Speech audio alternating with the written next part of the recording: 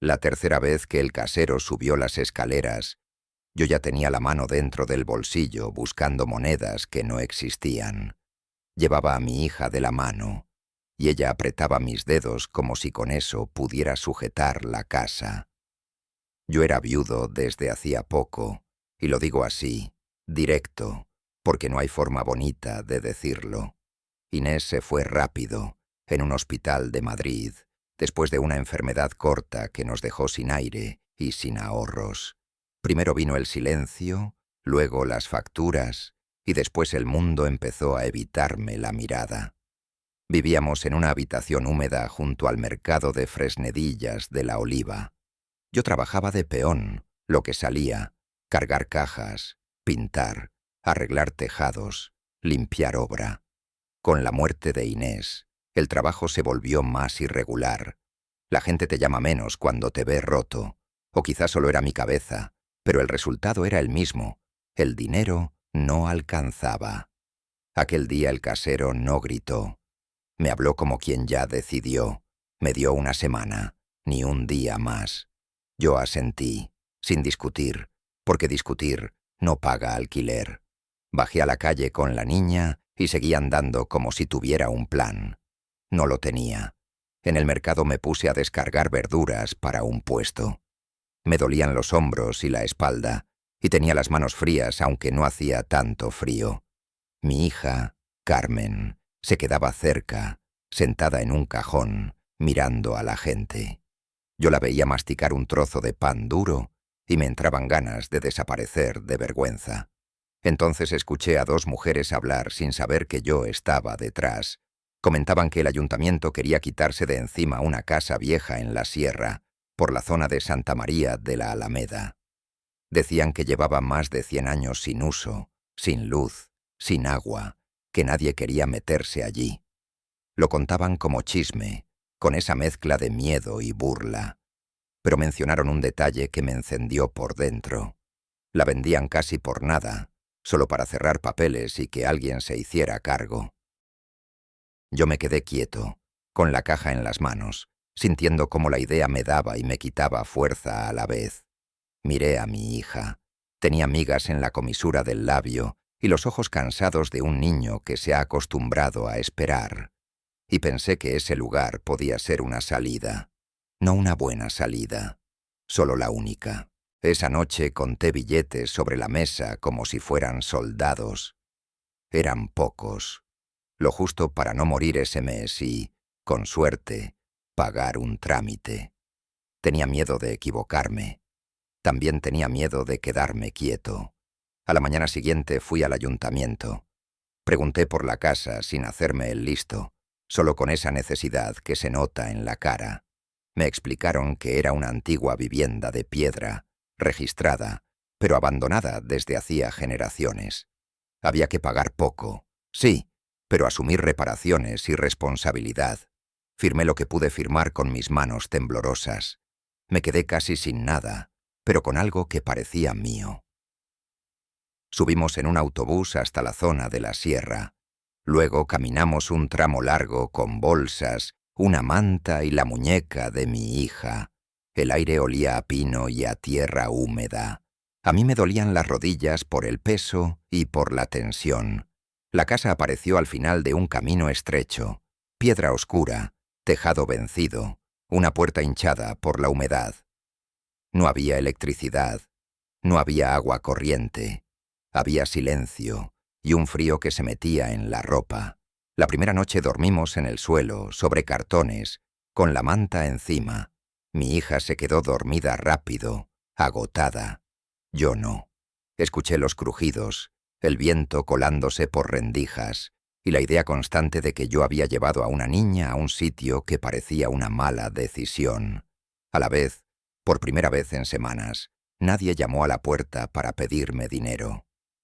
Los días siguientes fueron duros y simples. Bajaba al pueblo a buscar trabajos por horas.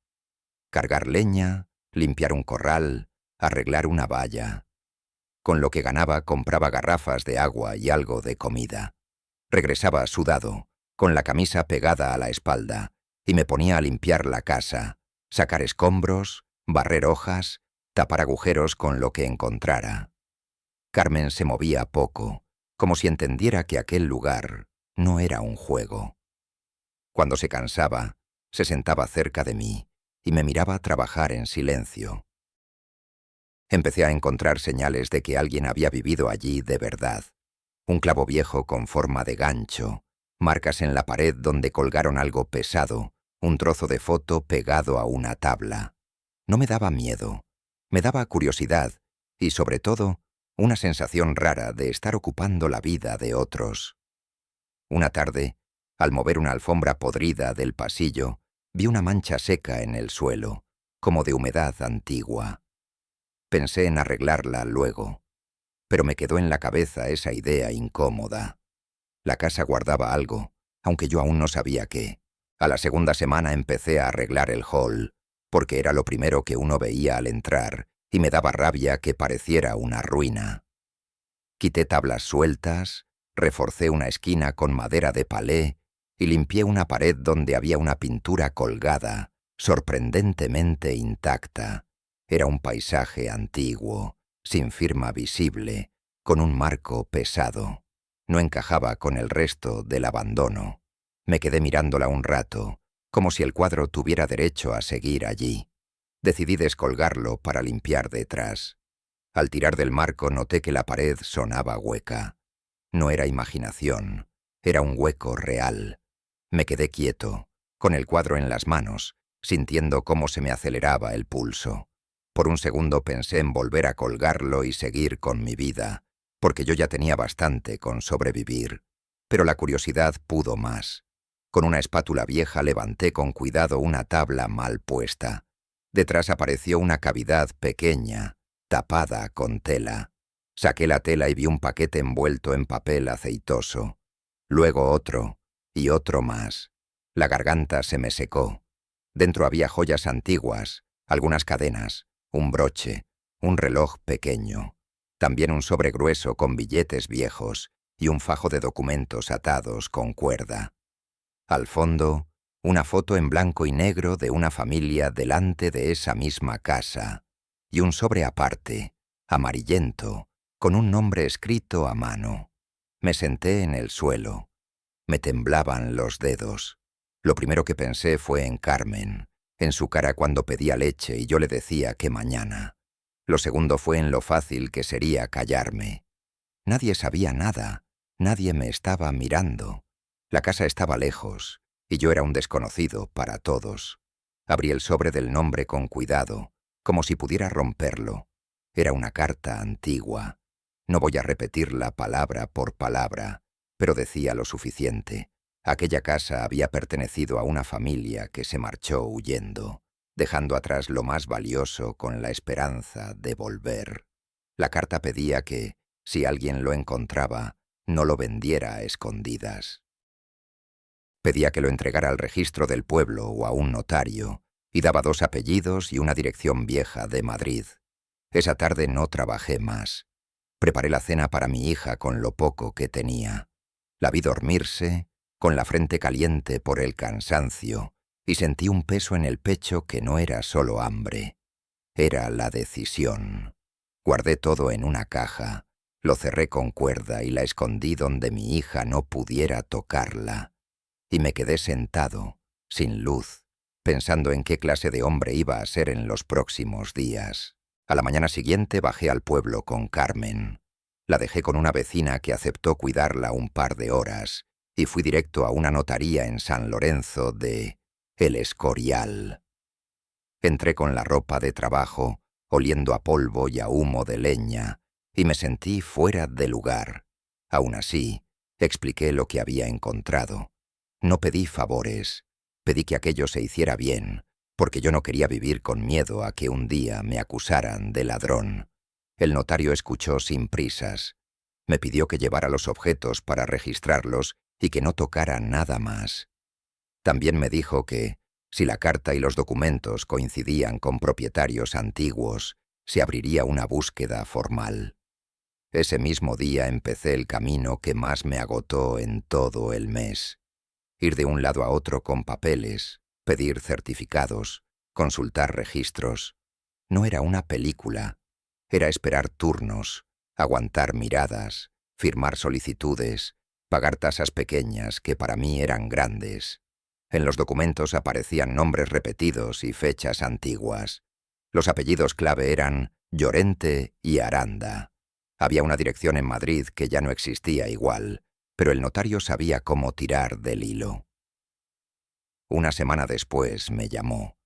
Habían localizado a 2 herederos directos en Sevilla, nietos de la última propietaria registrada. Yo escuché ese dato y sentí alivio y miedo a la vez. Alivio por haber hecho lo correcto, miedo por cómo reaccionarían. Viajé en autobús con mi hija, porque no tenía coche. Llegamos cansados, con una bolsa pequeña y la sensación de estar metiéndonos en la vida de otros. Nos recibió una familia normal, gente de edad, una mujer y un hombre con manos gastadas, y un hijo adulto que parecía más nervioso que yo. Les conté lo que encontré, cómo estaba la casa, cómo vivimos allí. Vi cómo cambiaban sus caras al ver la foto antigua. Ellos no hablaron de dinero primero. Hablaron de su abuela, de un relato familiar sobre una casa perdida en la sierra y un cuadro que nunca volvieron a ver. Yo esperaba desconfianza. Lo que recibí fue otra cosa, gratitud y un cansancio parecido al mío.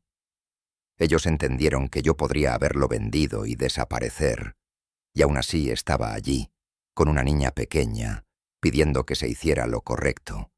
Lo que vino después fue un acuerdo legal y claro.